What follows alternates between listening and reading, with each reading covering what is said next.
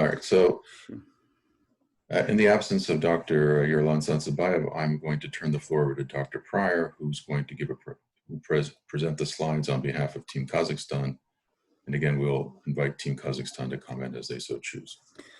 Сейчас запись началась, и опять хочу вам повторить, друзья, что в связи с тем, что доктора Санзабаева не будет сегодня, он не смог принять участие в сегодняшней презентации, я передам слово доктору Прайеру, который выступит от имени команды в Казахстане, а также я приглашаю представителей команды из Казахстана, чтобы они тоже вносили свою лепту в нужные моменты. So thank you, Michael. Thank you, Luke. And thank you, everyone, for joining us today. I'm sorry that you've got this late substitute for me, but I will do the best that I can with the slides that we have. Спасибо всем участникам.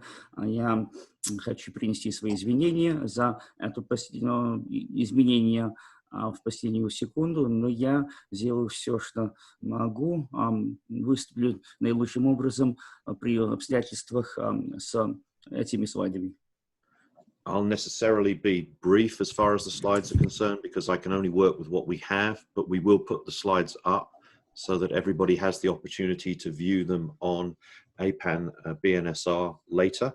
And obviously, if I'm short, then we'll have a longer time to speak with Dr. Pata and the Georgia team because they have some very interesting results to share with us. And I look forward to hearing that, but I'll go ahead and present these now. Говорить я буду говорить кратко, так как буду ссылаться исключительно на слайды.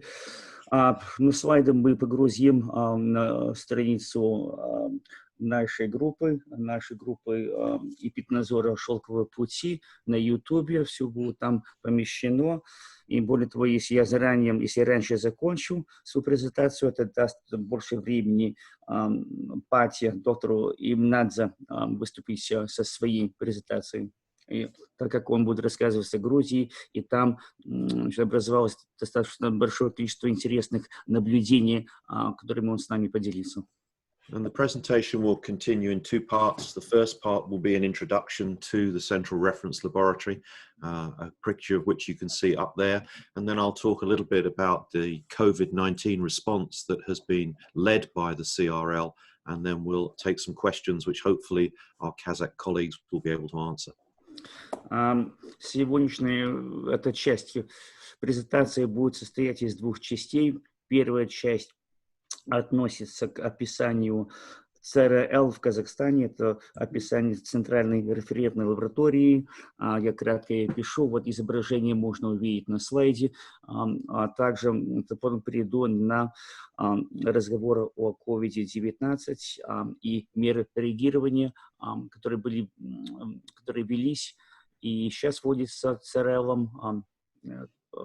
Потом передам слово моим коллегам из Казахстана, которые будут готовы ответить на ваши вопросы. And like most central reference laboratories around the world, the CRL in Kazakhstan is charged with dealing with especially dangerous pathogens and infectious diseases of humans and animals. И как любая CRL, CRL в Казахстане, CRL было поручено вести работу с особо опасными патогенами, возбудителями болезней людей и животных. And in the context of COVID-19, the important elements are that they are charged with the study of infectious diseases and pathogens, the storage of national collections, and providing scientific, analytical, and expert diagnostic functions. И в случае с работой в направлении COVID-19 они также выполняют эту задачу. И задача — это исследование заболевания, хранение национальных коллекций, а также ведение научных работ в области заболевания. And the center was built with the support of the Defense Threat Reduction Agency. The program began in 2005 and construction of the center began in 2011. Строительство ЦРЛ строительство велось под руководством агентства по уменьшению угрозы ДИТРы. Проект начался в 2005 году, но само строительство началось в 2011 году. As you can see, it was commissioned and operational on September the 29th, 2017. Как вы видите, 29 сентября 2017 года центр был введен в эксплуатацию. And I think as far as the colleagues that are on this call are concerned, it's interesting to see that the staff associated with the centre include both health, agriculture and environmental science in personnel. И что интересно, это следующий факт, что персонал, работающий в этом ЦРЛ, состоит из специалистов и профессионалов в области здравоохранения, сельского хозяйства и специалистов по защите окружающей среды. And while we'll see in a minute that those individuals are divided up within the facility on different floors, the fact that they're all operational in one building means that a One Health approach is embedded within the way that the center operates. И хотя эти специалисты работают на разных этажах, на каждом этаже по своей специальности, но они работают в одном помещении, в одном здании, и это как бы воплощение концепции единого здоровья или One Health. And I think one of the things that we often forget is that to operate a facility like this is a very complex thing, and you'll see at the bottom there that the operations И мы and часто management забываем team из виду, что вести работу в подобном СРЛ является достаточно сложным процессом, многоэтапным сложным процессом. includes 21 people. И, значит, ведущий штат управления состоит из 21 человека. In terms of the structure of the CRL, it's obviously at the center of the web and links to a number of other laboratories that you can see here in Kazakhstan. Что касается структуры управления ЦРЛ, как вы видите на слайде, ЦРЛ находится в середине, и здесь указаны стрелочками взаимосвязи с другими лабораториями в Казахстане. And a little bit more detail about the functions. Здесь на этом слайде описываются более подробные некоторые функции данного ЦРЛ. As you can see, the main functions are to maintain the collection of especially dangerous pathogens and provide scientific and methodological support for dealing with those pathogens. И, как вы видите, вот главная задача этого ЦРЛ – это поддерживать уход за коллекциями Казахстана особо опасных патогенов, а также проведение научной работы и предоставление методологической поддержки научной работы. The third bullet point here is important in the context of COVID-19, in that the centre also conducts new research on methods, diagnostics and management of disease. Что касается COVID-19, вируса COVID-19, третий пункт вот как раз относится к этой проблеме. То есть значит, одна из функций центра – это проведение, разработка и ведение новых процессов или новых методов расследования, диагностики и управления заболеваниями. And as you can see in the remainder of the slide, the centre is also responsible for working on IT, on education, on biosafety and biosecurity. И как видно на этом слайде, ЦРЛ также отвечает за проведение образовательных мероприятий, также отвечает Центр за биозащиту и за биобезопасность. And lastly, important in the context of what we're going to speak about later in this presentation, the testing of therapeutic and prophylactic drugs and diagnostic test kits. Также и мы к этому вопросу вернемся попозже, когда будем в контексте нашей беседы, нашего обсуждения проведения тестирования на COVID.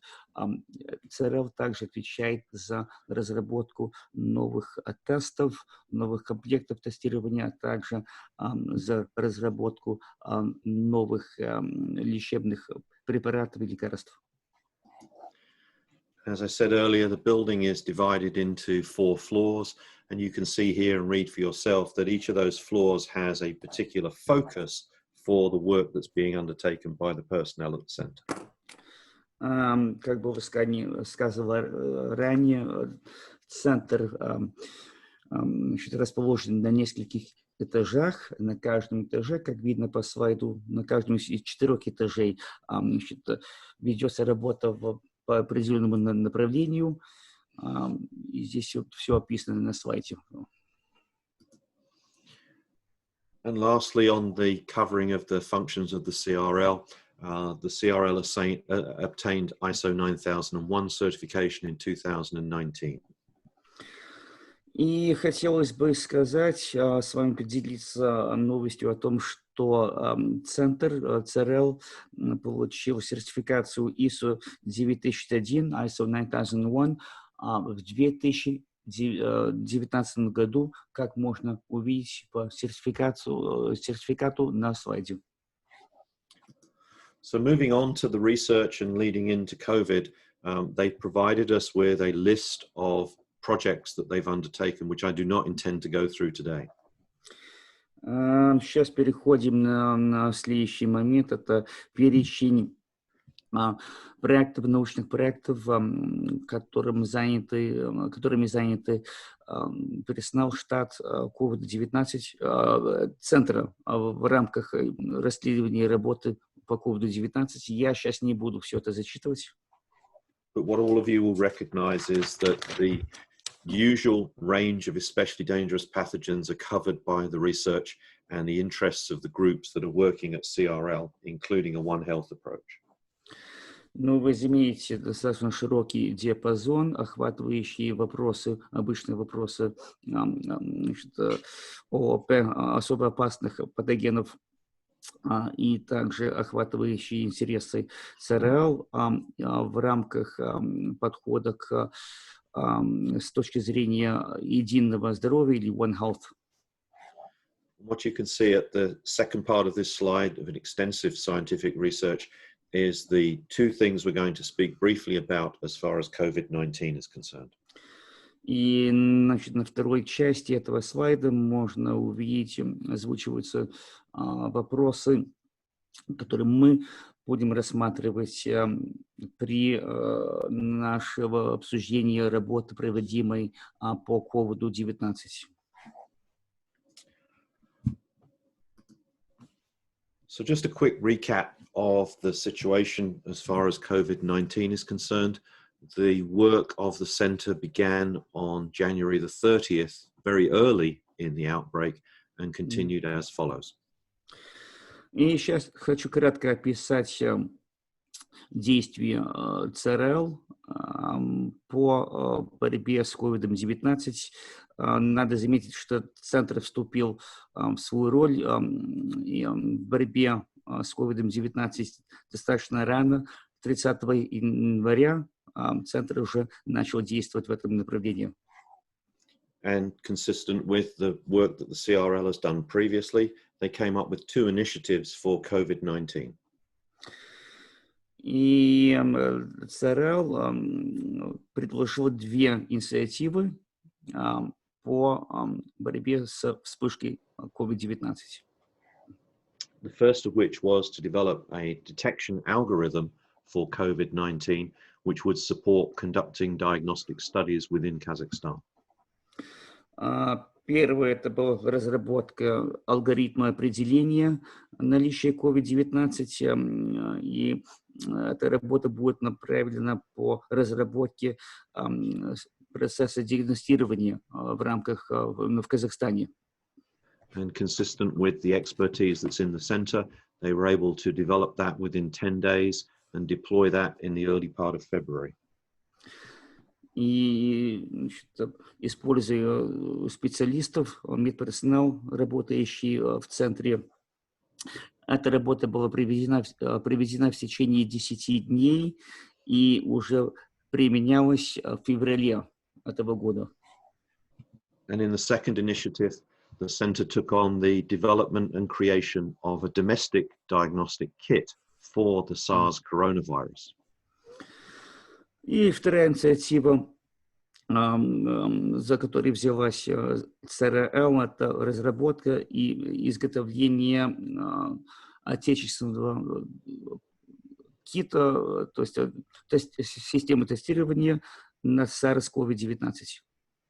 And we'll talk about a little bit of the deployment of that in the next slide.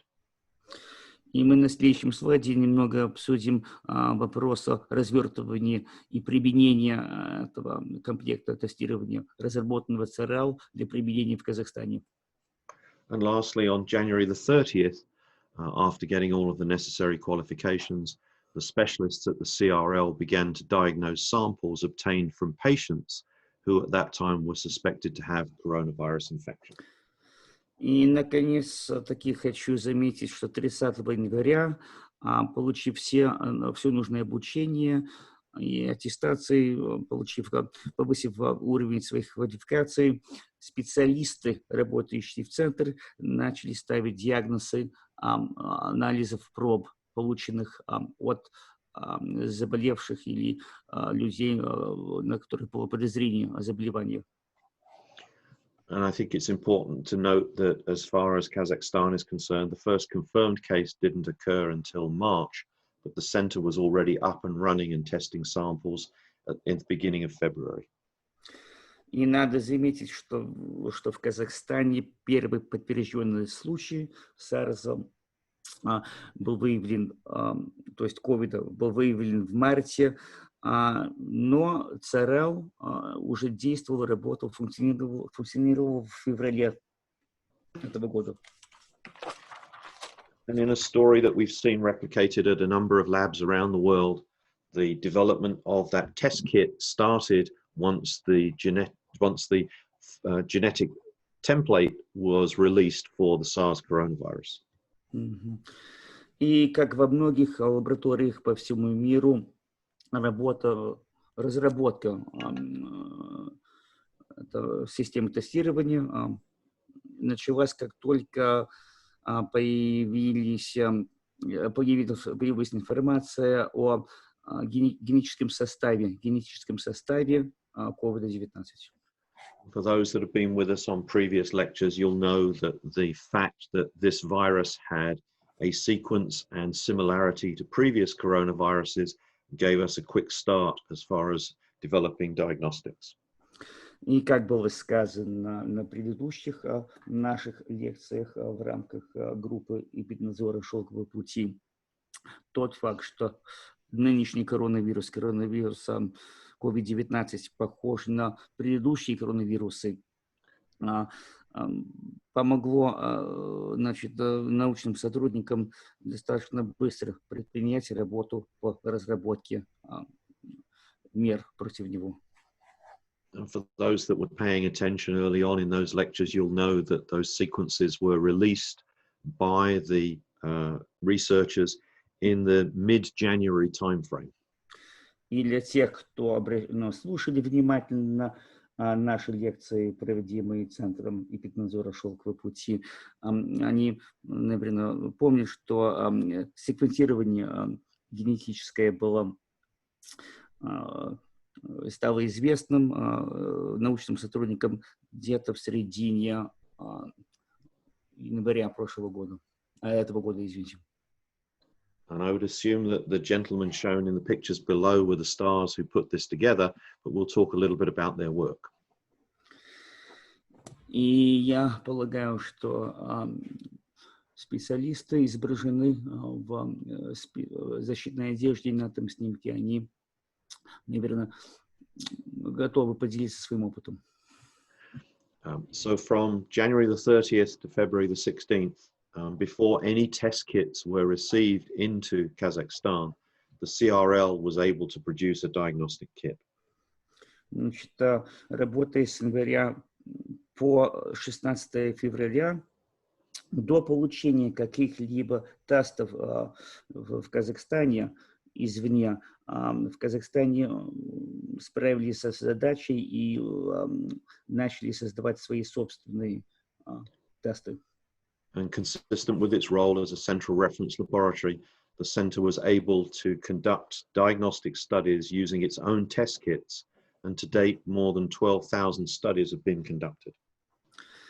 И в соответствии с своей ролью в качестве CRL, центр смог, используя свои собственные тесты, системы тестирования, провести более 12 тысяч исследований. And both Michael and I will be, sorry, Michael. No. And both Michael and I will be relieved to know that this is the last technical slide. What we have here is a listing of the process that it takes to get from sample to test result in Kazakhstan.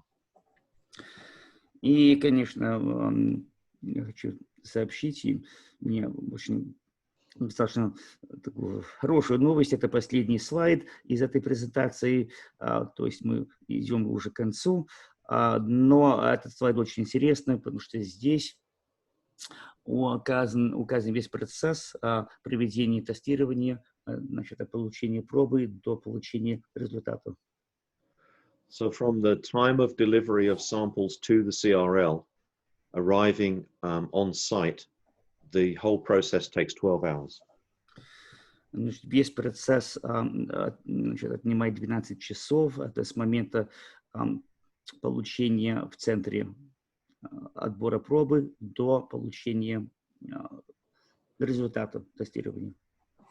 And following the usual route as far as these things are concerned, the initial step is to take the sample and remove the RNA to conduct the test.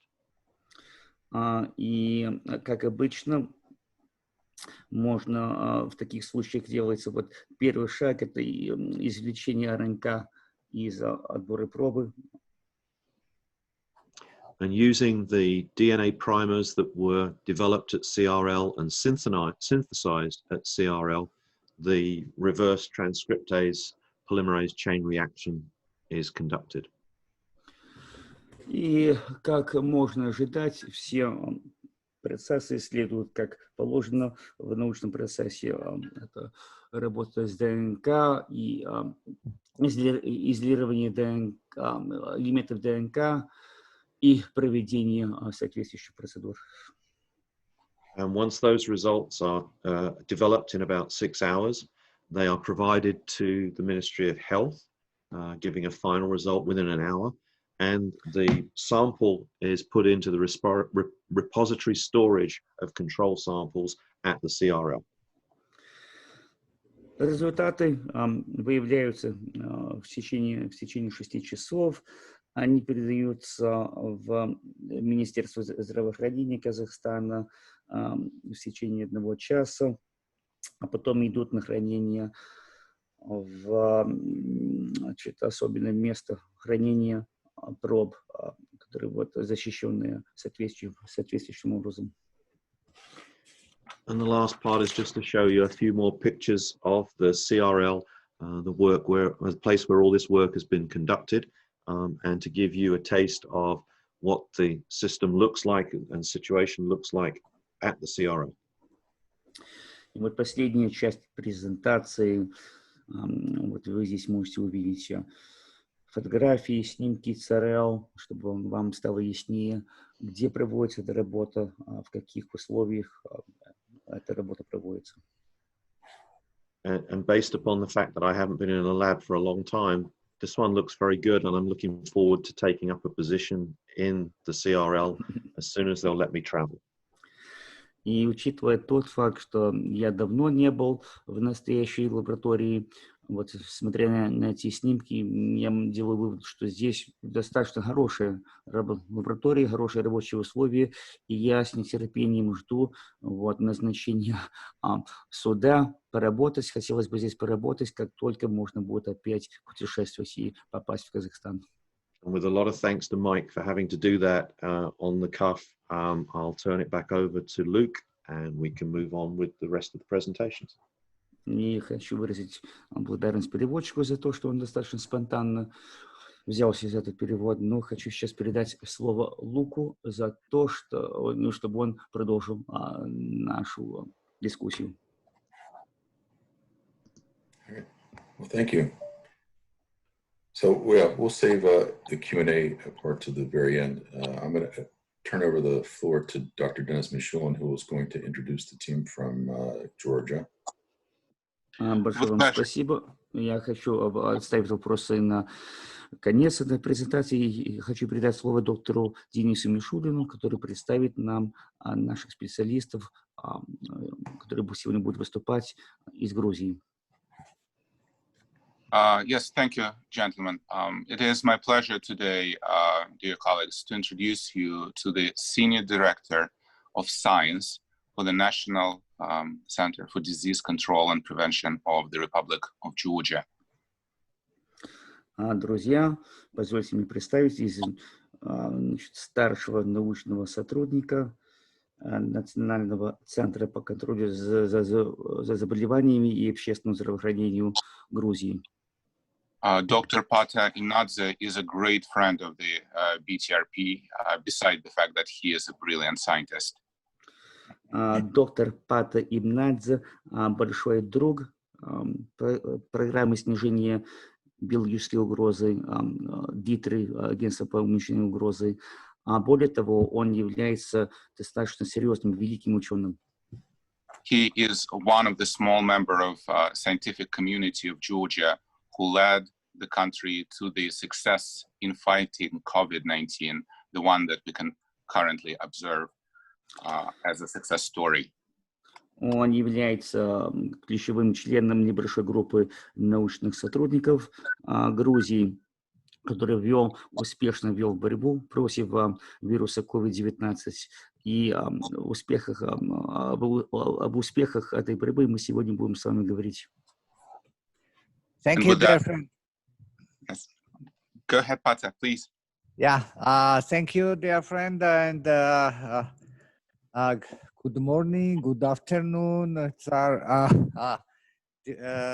we are in very different time zones, and I'm sorry, my team is now somewhere on the city because it's our 1 year.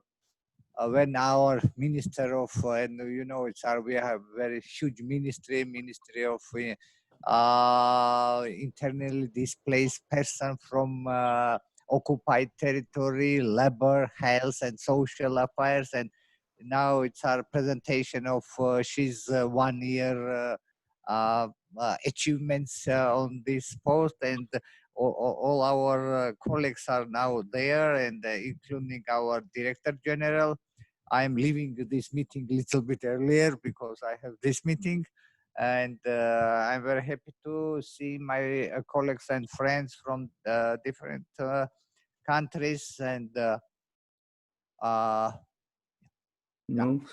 Дорогие друзья, я приветствую всех, кому скажу доброе утро, кому добрый день, кому добрый вечер. Мы все разбросаны по разным временным зонам по всему миру.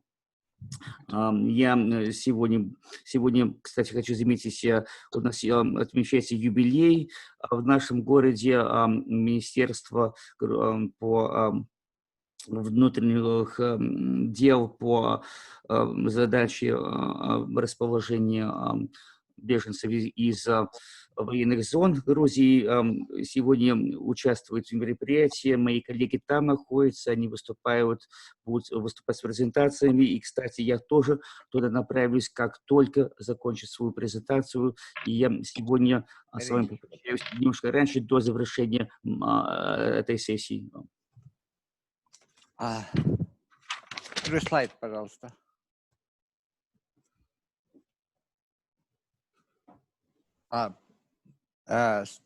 Steve, please, first slide. Can you not see the slide? Next slide, please. Yeah. Hang on. Let's start again. Okay.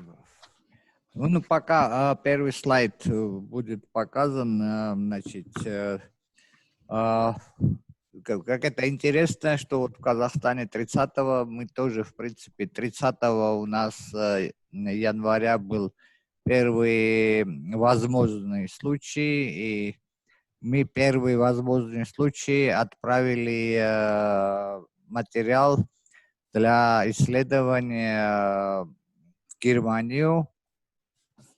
И в принципе, в тот же день, где-то, когда мы отправили, в принципе, получили ответ через 4 дня, уже на 4-й день.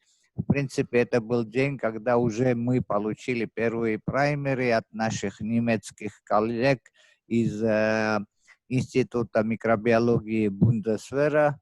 То есть фактически первые же ответы, которые мы получили из европейских референс-лабораторий, мы уже тут перепроверили, потому что в тот же день уже у нас были праймеры, которые мы пользовались протоколом Шарите, и первые на обследование 2000 пациентов. Это была любезная помощь наших коллег с Института Бундесвера из Германии. So I'd like to note that in Georgia, we also identified what we believe might have been the first case of COVID-19 on the 30th of January. We sent the sample material to be studied in Germany and received a response the same day, almost the same day. And I'd like to note that on the 4th day after all this was initiated, we received our first batch of primers from Germany, from the Microbiological Institute of the Bundeswehr. And so we had an opportunity to verify all the results we received from Western Europe because we, by that time, had our primers, and we followed the Sharon T protocol, and we worked with the samples from approximately 2,000 patients, and we are greatly appreciative of the assistance we received from our colleagues in Germany. Слайды не переключаются. Could you please, here we go. Как мы видим, на сегодняшний день у нас зафиксировано чуть-чуть больше 800 случаев ковид-инфекции в стране. И где-то из них, как и в других странах, в принципе, мира, больше 80% это легкие случаи. Единственное, пока наша система не перегружена, все больные с ковид-инфекцией, даже очень легкие и бессимптомные, они все находятся в изоляции в госпиталях. And as you can see on this slide, we have approximately 800, just slightly over 800 positive cases of COVID-19 in the country of Georgia. And as in other countries throughout the world, most of them, 80% of these identified infections with COVID-19 are of a late nature. They're not serious. So therefore, the medical system is not overloaded. However, we have quarantined in hospitals all these cases, and no matter how late they are, and even if they're asymptomatic, the identified patient has been isolated in hospitals. Next slide, please. Мы начинали где-то тестирование с 25-28 тестирований в день, и все это, конечно, в первые дни начиналось только лишь в центре Лугара. Мы тестировали все случаи в центре Лугара. Но на сегодняшний день мы дошли уже в течение, в принципе, мая и июня. Мы уже где-то 1500 анализов в день делаем по стране. So initially, we started by conducting 25 or 28 tests a day approximately. That was done at the Luger Center. However, currently, as of today, in the May and June timeframe, we have reached a level of approximately 1,500 analyses per day. Next slide, please.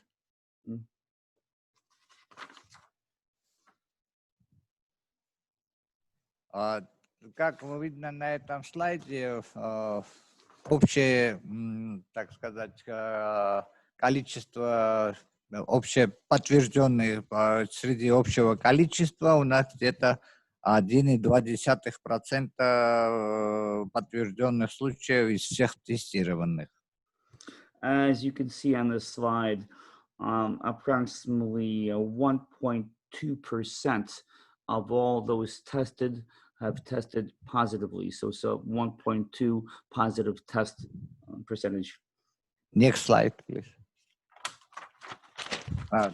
Да, тут интересно, что, конечно, мы начинали как бы с центра Лугара, но в настоящее время 15 лабораторий уже подключены по стране. Конечно, большинство обследований опять же делается в центре Лугара, но очень активно участвует в программе, и это видно по слайду, что наши отделения в Кутаиси и в Батуми, которые очень активно, опять же, тестируют. Но кроме этого в программу вовлечены частные лаборатории по всей стране. И кроме того, мне очень приятно, что было дано исключительное разрешение Министерства здравоохранения 2 лабораториям нашей ветеринарной службы, которые также были оснащены с помощью программы ДИТРА. И наши коллеги-ветеринары из лаборатории Тбилисской и Кутаисской также участвуют в программе тестирования. Им было дано специальное разрешение.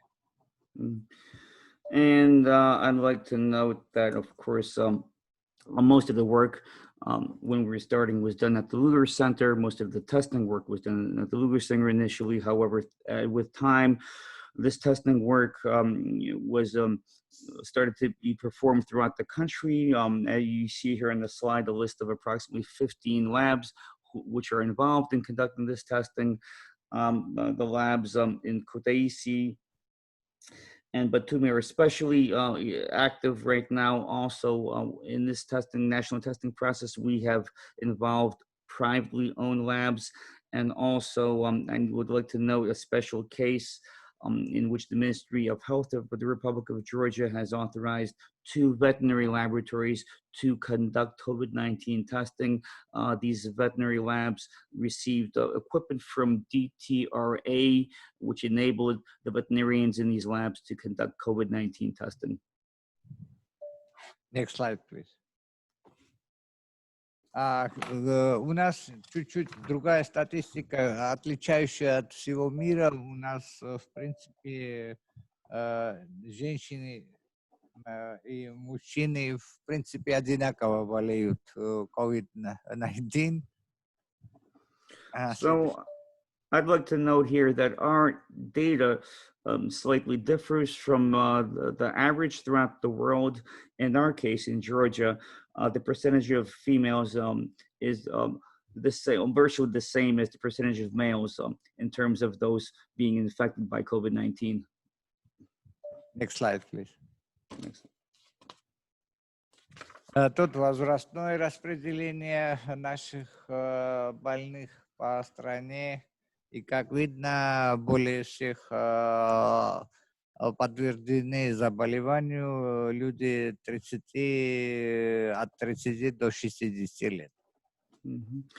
And here on this slide, you see the breakdown of infections by age groups. And as you can note on the slide, the most vulnerable group in Georgia is the 30 to 59-year-old age group. Next slide, please.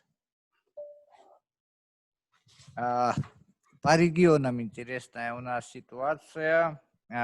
Больше всех подтверждено заболеванию регион Квемо-Картли, это находится южнее от Тбилиси, на границе с Азербайджаном и с Арменией.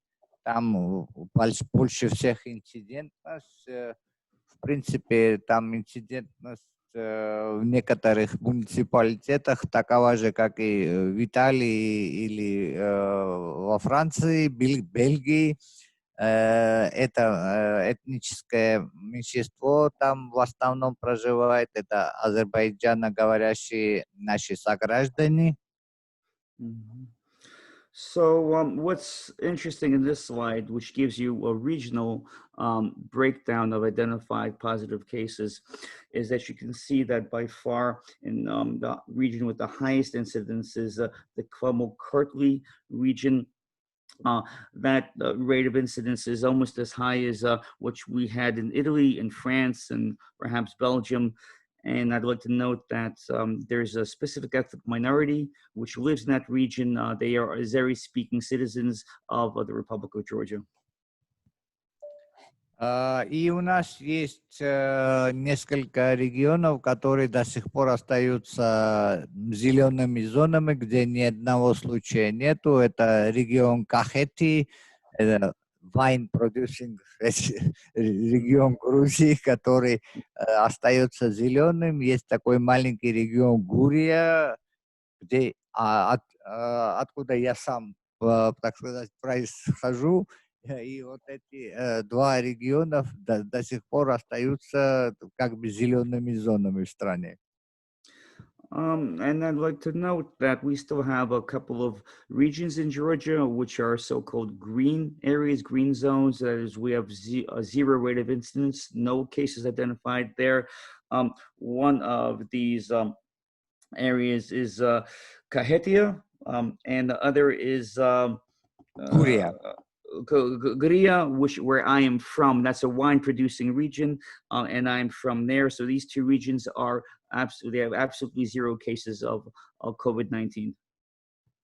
Next slide, please. Здесь изображены карта, которая показывает, каково распределение в стране по экспозиции коронавирусу, по происхождению, так сказать, больных. Следующий слайд. Next slide, please. This slide demonstrates the distribution of COVID-19 cases throughout the regions of Georgia. Так как у нас мы провели исследование серопревалентности в двух муниципалитетах. Один муниципалитет, который был более всех подтвержден заболевание в Грузии, и второй муниципалитет, где у нас не было случаев, зеленая такая зона. И очень интересные были ответы. Мы проводили там, это было по случайной выборке обследование населения. So here we're showing the results of our research on seroprevalence in two distinct municipalities of Georgia. One of them is the municipality that was most affected with positive results, and the second one is a so-called green area with zero results. We conducted these studies. We used a process of random selection for selecting the persons to be tested. Next slide, please.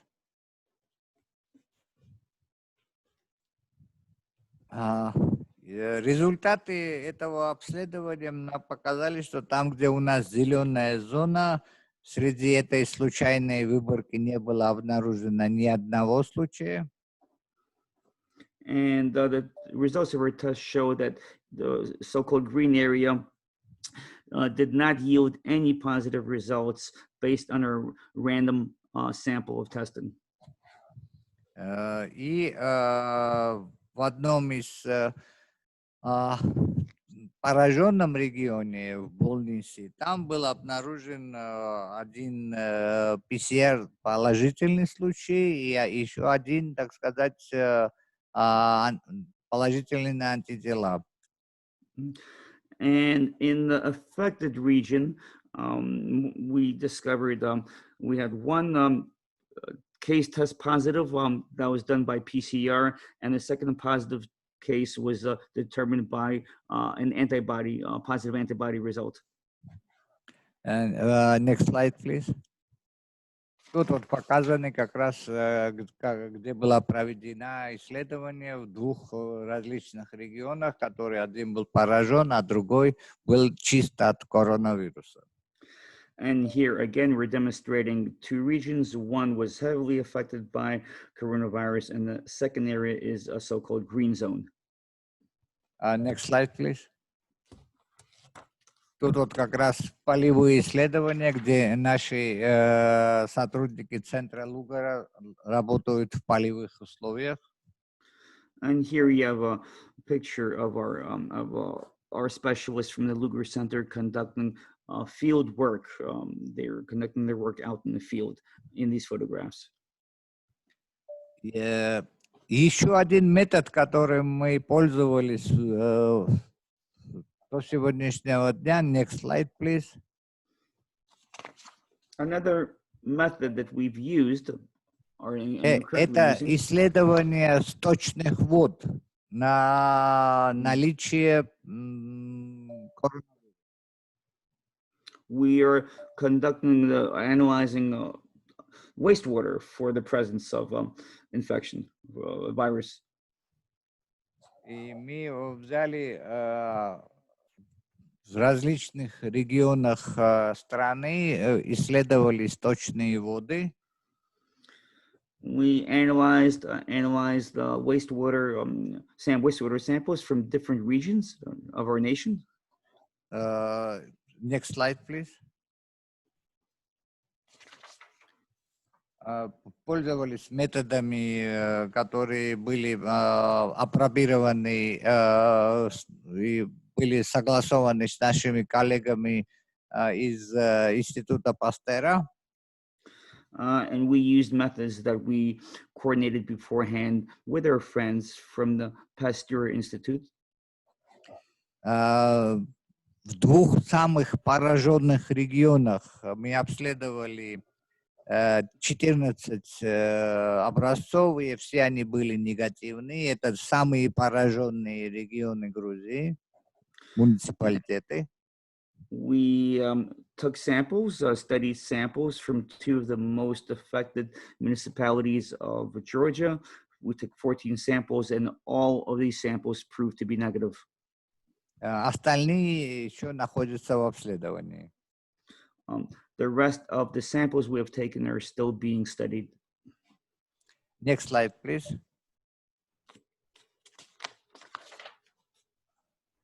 Тут показано, что мы делаем в Лугар-центре, какие у нас возможности в Лугар-центре. Это как тестирование возможных пациентов, возможных случаев. Это ELISA тестирование возможных пациентов и выздоровевших пациентов.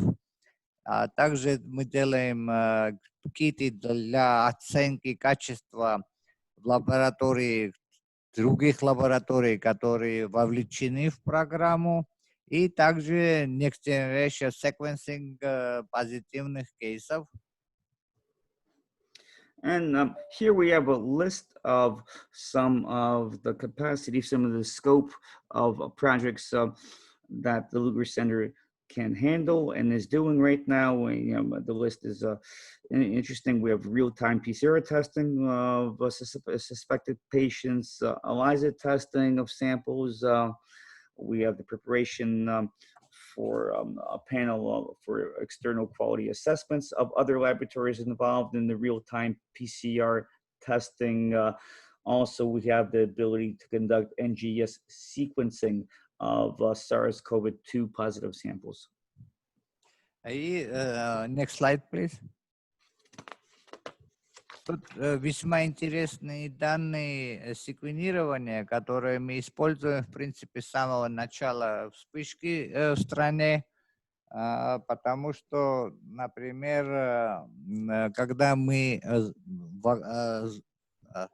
загрузили наши данные во всемирную базу, тогда еще не было загружено,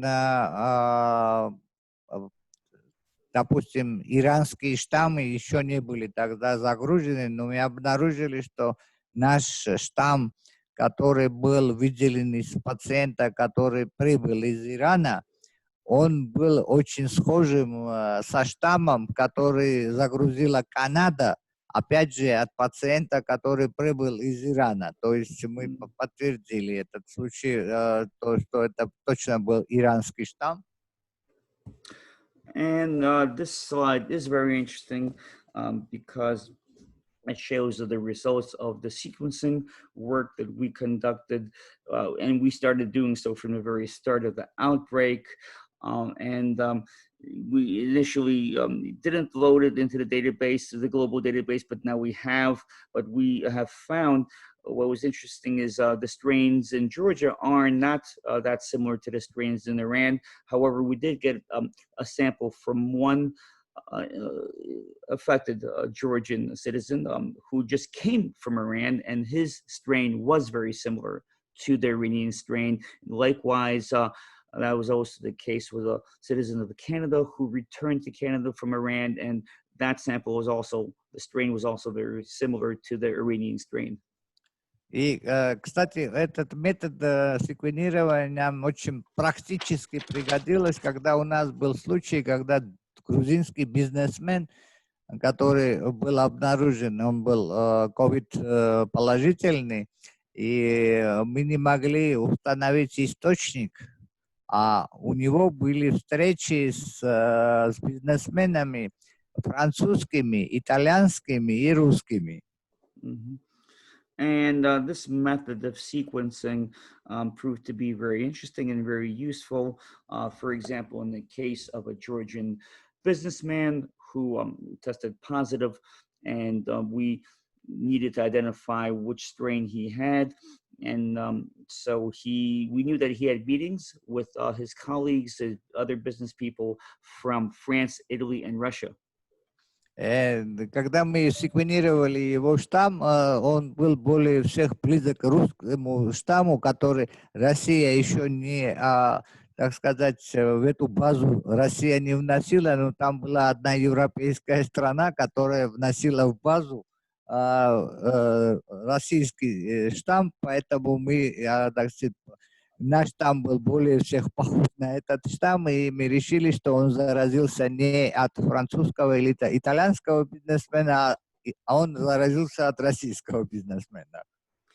And we conducted sequencing on this business person's sample, and we found that it was most similar to the Russian strain. However, at that moment, the Russian Federation had not yet entered their strains into the global database, but another country in Europe did include the Russian strain into the database, and therefore that's how we determined that the strain discovered in this Georgian businessman was most similar to that of Russia, and he did not get infected from his French or Italian colleagues, but was infected by his Russian colleagues. Так что секвенсирование это уже не только наука, это помогает, так сказать, прямо помогает практически в обследовании случаев. Therefore, we have a situation where sequencing can be used not only for scientific research, but also to help us in more practical matters of identifying where an individual was infected.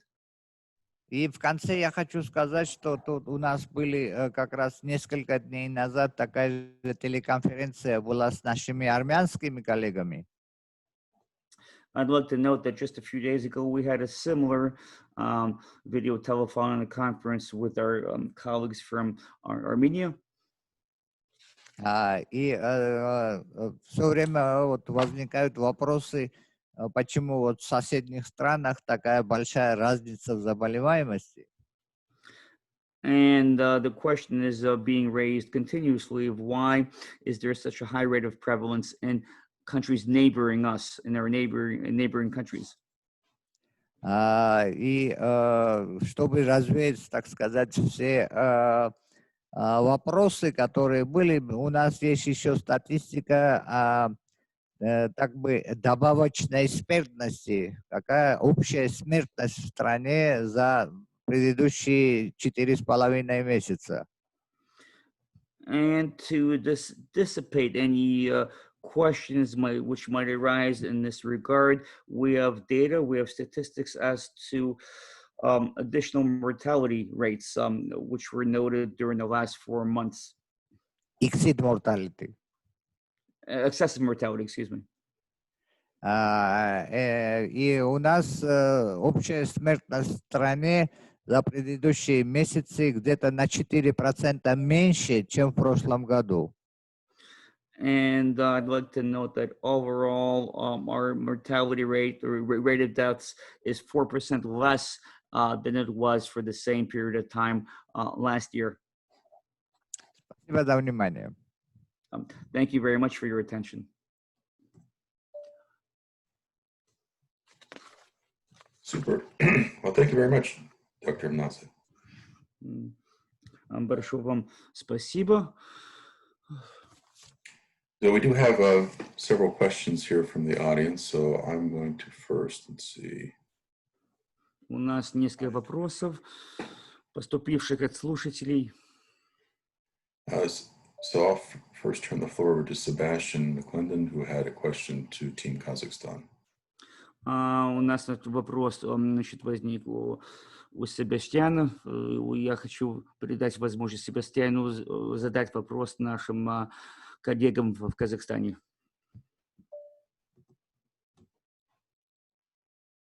Hi, yes, thank you for your for the presentation.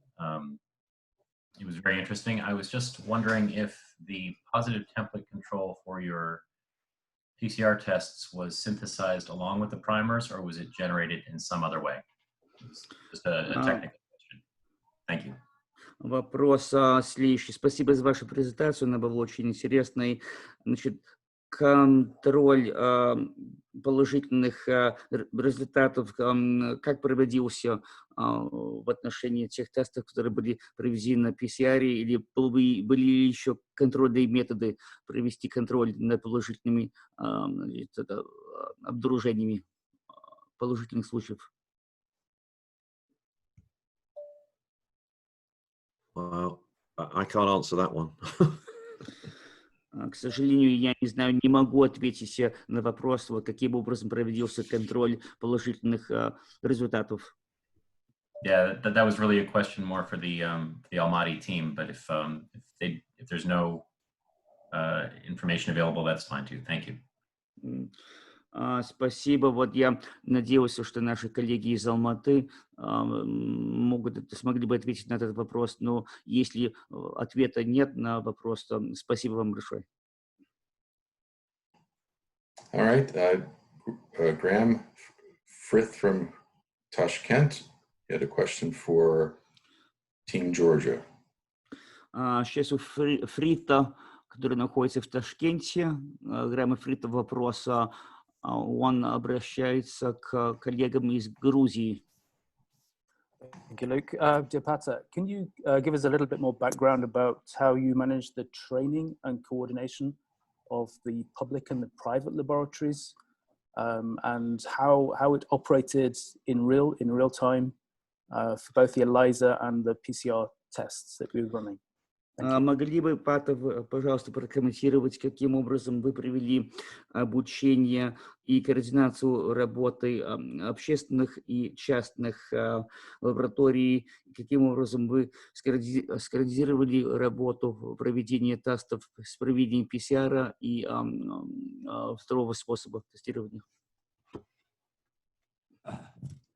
Ну, эти лаборатории, как и государственные, так и частные, они все давно занимаются PCR-диагностикой. These laboratories, both the government laboratories and the private laboratories, are involved in PCR, have been involved in PCR testing for quite some time already. У них у всех есть, так сказать, они аккредитованы в Министерстве здравоохранения. They've all been accredited by the Ministry of Health.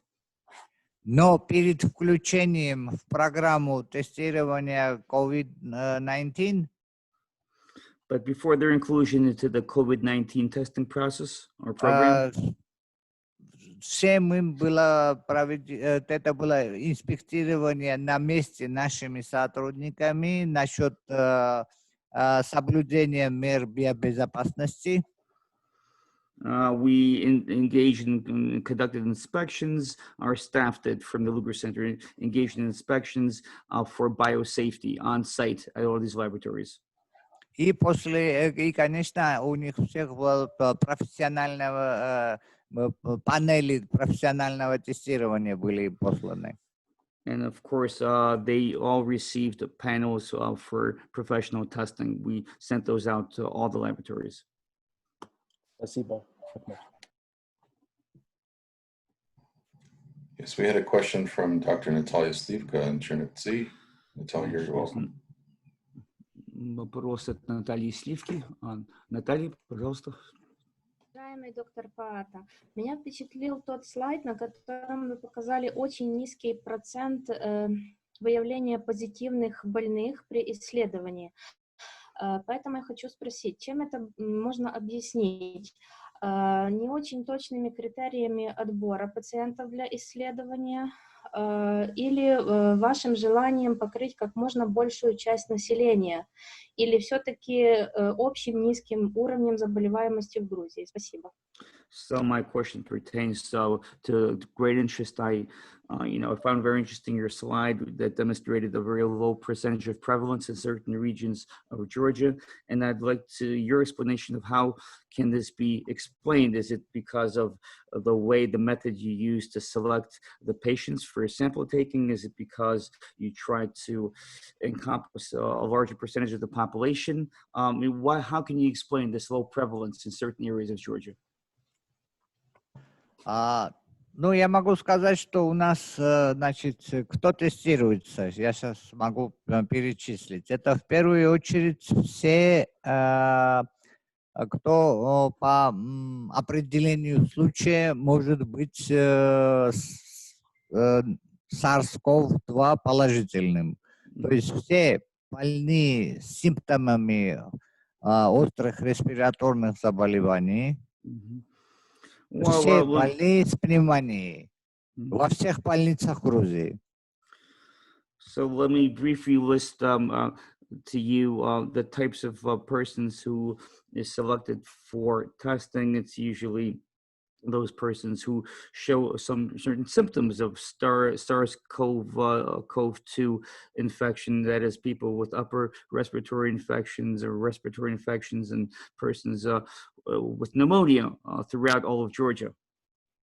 Кроме того, тестируются все врачи, работающие в COVID-клиниках, и у нас есть еще специальные перепрофилированные клиники, так называемые лихорадочные клиники, мы их называем, где поступают все подозрительные случаи, и мы тестируем весь персонал этих больниц в 2 недели раз.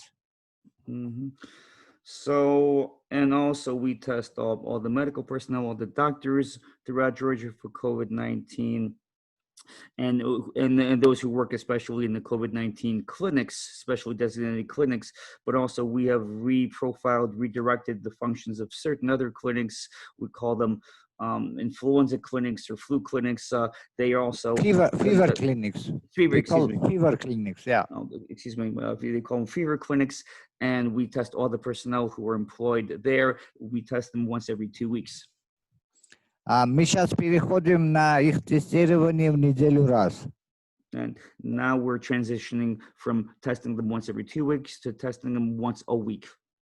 Кроме того, тестируются, значит, в 2 недели раз все врачи и водители и средний медперсонал скорой помощи по всей стране. And now, currently, we're testing once every 2 weeks all the medical personnel, the doctors and the drivers and the staff of the emergency response teams, of the ambulance teams.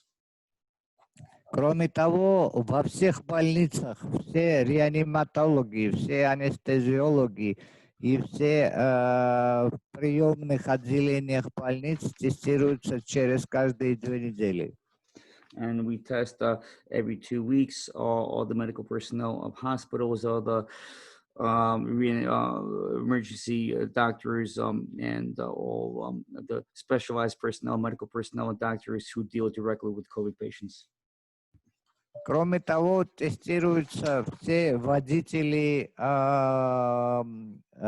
международных перевозок трейлеров, которые входят в Грузию. Они тестируются, если они останавливаются в Грузии, то есть если их конечный пункт остановки Грузии, все водители трейлеров тестируются на границе. Там они тестируются с быстрыми тестами на антиген и на антитела оба. И если один из них положительный, то тогда после этого ПЦР-тестирования, если они остаются в стране, они тестируются через каждые 72 часа. Also, I'd like to note that we test all the drivers of trucks or the truck trailer drivers. If such a truck is coming into Georgia, we test the driver at the border. We use these quick tests, which test for antibodies or antigens. If either one of these two tests is positive, then the driver, his sample is tested using a PCR method. And if that is positive, or even if it's negative, then this driver keeps on being tested every 72 hours as long as he remains in Georgia. И хочу заметить, что несмотря на то, что в стране был какое-то определенное время локдаун такой всеобщий, ни на одну минуту передвижение трейлеров по стране не прекращалось. Это значит из России в Армению, из Азербайджана, из Турции. Эти все драйверы работали, ни на одну минуту не прекращалось это движение. And I'd like to note that despite the lockdown of Georgia, we did not stop, even not for a moment. Was trucking stopped? So trucking lanes remained open, coming from Russia, Russian Federation to Armenia, from Azerbaijan to Turkey. All those trucking lanes and trucking continued. Кроме того, у нас тестируются периодически все дома престарелых и их персонал. Also, we conduct periodic testing of all senior citizen facilities and the personnel employed at these facilities. Персонал психиатрических больниц закрытых. So we test the personnel working at psychiatric institutions. И начинаем сейчас тестирование всех водителей общественного транспорта, потому что общественный транспорт у нас заработал только 2 недели тому назад, поэтому сейчас начинаем тестирование всех водителей общественного транспорта в 2 недели раз. And we've initiated the testing of all drivers of public transportation vehicles, buses. We have just reinitiated the operation of public transportation approximately 2 weeks ago, and now we're starting to test all the drivers. We will test them once every 2 weeks. Инфицированных, вот это маленькое такое процентное соотношение инфицированных, мы находим только лишь при тестировании возможных заболевших. We have come up with a very low percentage of positive results when we test those who are suspected of being sick. Среди медицинского персонала находим инфицированных. So we have found some infected cases amongst the medical personnel. И, конечно, находим инфицированных среди водителей трейлеров. The medical personnel of our medical institutions, of course, we have found a certain percentage of positive cases amongst the drivers, the truck drivers, the truck trailer drivers. И находим очень много инфицированных среди наших граждан, которые в течение этих последних 3 месяцев государство организовало как бы рейсы, такие спонсируемые государством рейсы на авиаперелеты из Китая, из Ирана, из всех стран Европы. И в течение всех этих дней наши граждане, грузинские, кто имел грузинское гражданство, все они могли возвращаться в страну. И они все проходят 2-недельный карантин. И после, по окончанию карантина все они тестируются. И вот среди них тоже мы нашли где-то около 140 инфицированных. So also we have found a fairly high number of positive cases among Georgian citizens who have returned on specially chartered flights from various countries throughout the world, to include China, Iran, and many European countries. These are Georgian citizens who have returned back to Georgia on chartered flights.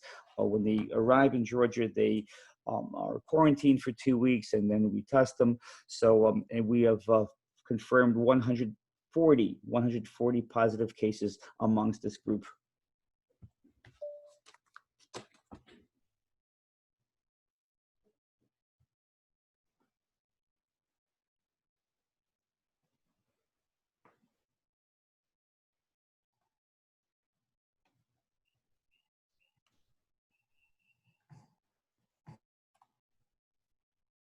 Luca, I'd like to ask a question, if I may, a follow-on question.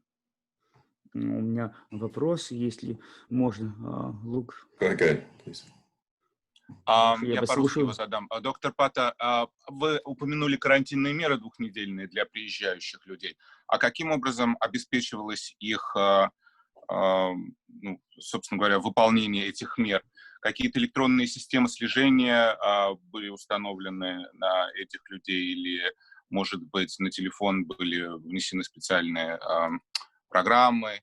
А как убеждались власти в том, что они действительно выполняют карантинные меры? So Pata, this question pertains to the quarantine of 2 weeks, which you mentioned for returning citizens and others. How did you control or monitor the implementation of these 2 weeks of self-isolation? Were there electronic tracking devices used? Was there special software installed on telephones? How can you be sure that and how did you implement the tracking of the 2-week implementation of the 2-week quarantine?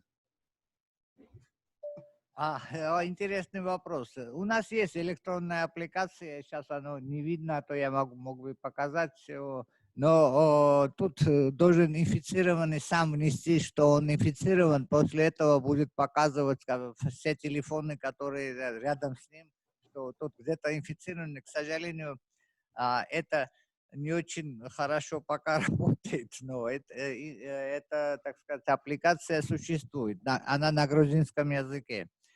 Но работает то, что все прибывшие за счет государства, они были помещены в гостиницах.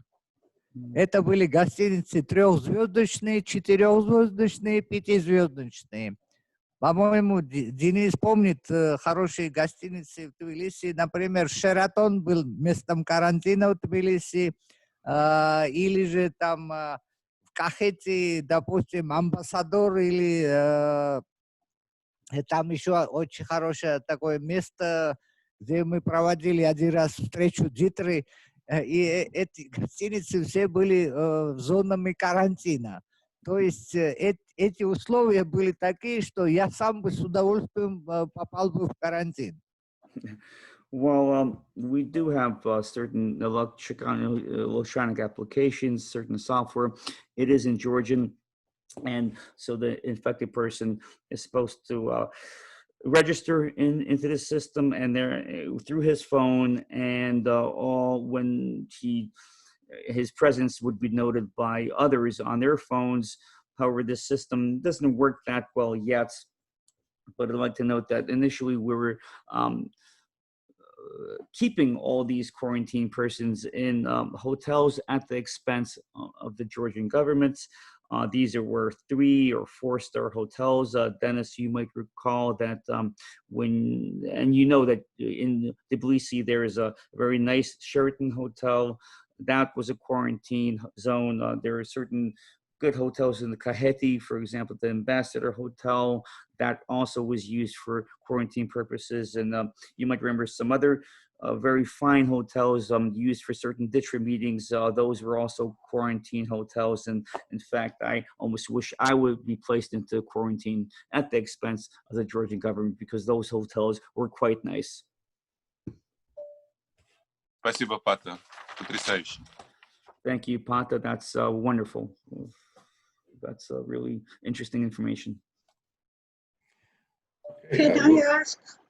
Yeah, please. Hi, everybody. It's Lela Bakanidze from Tashkent.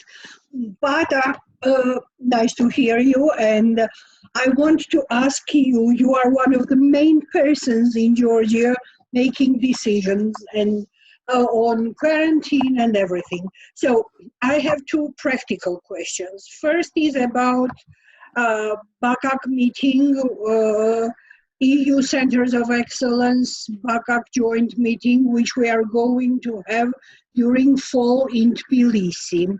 Will that be possible? Because the name of this conference will be COVID-19 Lessons Learned. And perhaps the best time will be to have it during fall, before announced by you, second wave will happen, and we will be better prepared. And the second question is, as on July 1st, after 5 months of being locked in Tashkent, I will be back to Georgia. Will quarantine still be active? And will I have chance to have the room with balcony to smoke? Thank you. У меня к вам 2 вопроса. Здравствуйте, это Лейла из Ташкента. И я хотел бы к вам обратиться, Пата, так как вы являетесь одним из главных решающих представителей по этим вопросам в Грузии. У меня к вам 2 вопроса. Первый вопрос касается предстоящей или запланированной встречи или конференции в Тбилиси по вопросам COVID-19 и для обсуждения извлеченного опыта в борьбе с COVID. И хотелось бы узнать по поводу, когда это будет проводиться, эта конференция, потому что желательно это будет осенью, до объявления 2-й волны COVID. Это первый вопрос. Будет ли это или когда будет эта конференция проводиться? А второй вопрос касается моего личного приезда в Грузию. Я собираюсь прилететь в Грузию 1 июля. Это после 5-месячного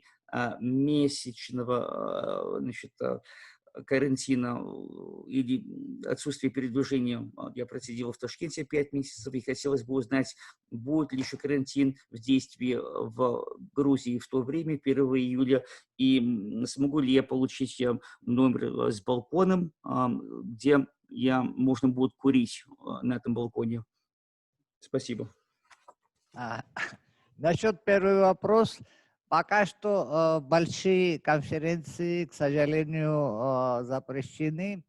Я не могу пока сказать, какова будет политика в отношении проведения больших конференций, хотя с будущей недели у нас будут разрешены тренинги, допустим, пока что все тренинги запрещены, только онлайн-тренинги или тренинги на открытом воздухе. Но надеемся, что с будущей недели мы разрешим тренинги, наверное, это up to 40 человек с соблюдением всех норм. So to answer your first question, currently all large conferences are prohibited. They're not allowed. in Georgia. That's our national policy. And also that includes training. Currently, we do not allow for training sessions to take place. However, so training right now is being conducted either online or in open air conditions. However, next week, we're planning to allow trainings of perhaps up to 40 people at a time who could be involved in the training, but that's only starting next week. Так что насчет конференции я буду знать, наверное, где-то через насчет конца лета, начала осени.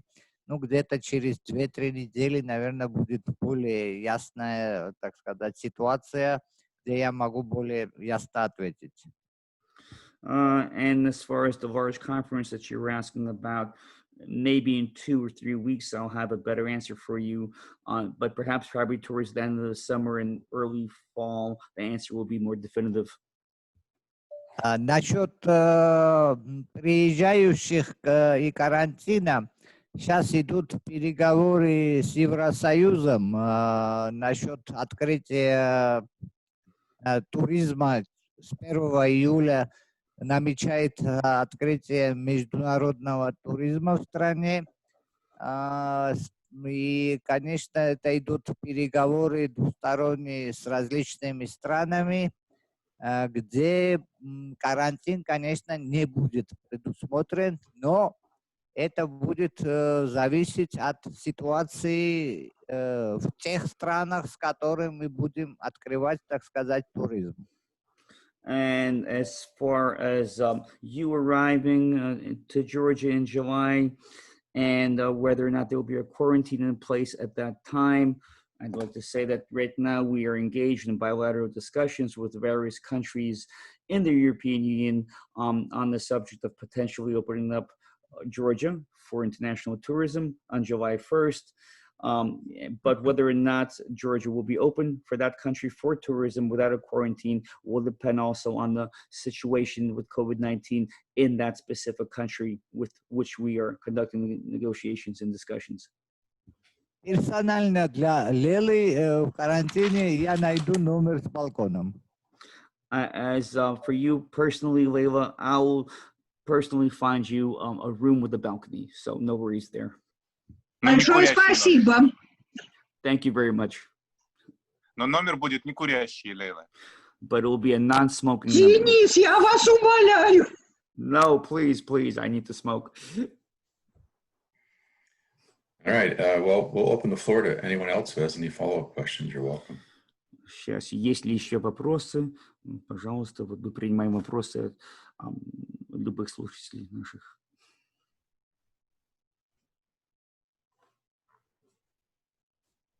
All right.